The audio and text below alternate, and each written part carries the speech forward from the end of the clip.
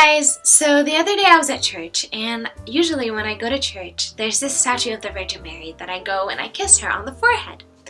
So, as I was walking towards the Virgin Mary, I began to think that I want to do this every day. I want to do this even if I'm old and I have kids and I have grandkids.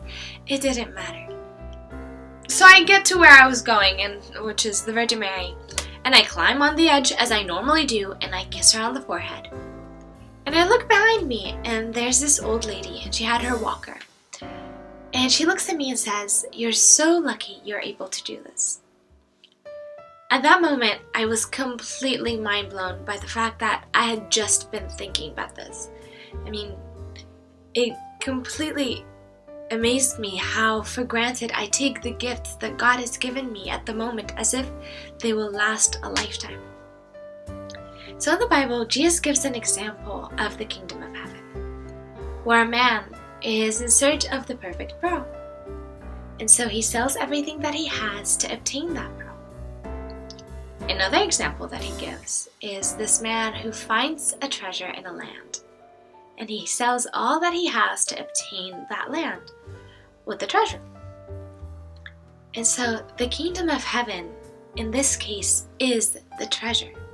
Therefore, one must sell everything that he has to obtain it. This is something that I've always known. But then there's this verse. "For to everyone who has, more will be given, and he will grow rich. But from the one who has not, even what he has will be taken away." And that's Matthew 25:29. I've always looked at this verse and I thought of someone who has God and someone who just possesses things. I never understood what it meant until now. The one who has is the one who has the kingdom of heaven. He is the person who clings on to God's word. The more intimate I am with Jesus, the richer I become. The more is added on to me.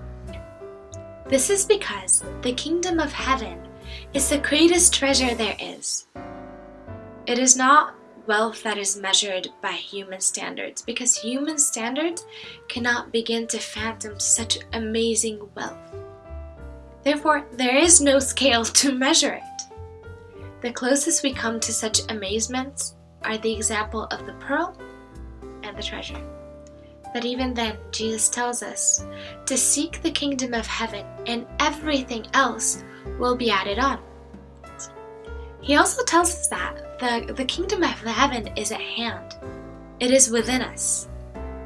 Once we seek what is within us, due to the presence of Christ in our lives and in our hearts, everything else is added on. The more we seek Christ, the more we find Him, the wealthier we become. This means that no matter what is stripped from me on earth, my wealth does not change. It remains the same. And not only does it not change, but it increases. Jesus tells us, "Do not lay up for yourself treasures on earth where moth can rust and destroy, and where thieves can break in and steal.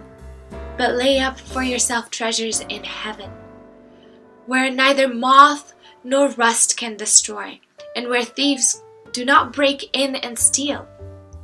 For where your treasure is, there your heart will be also."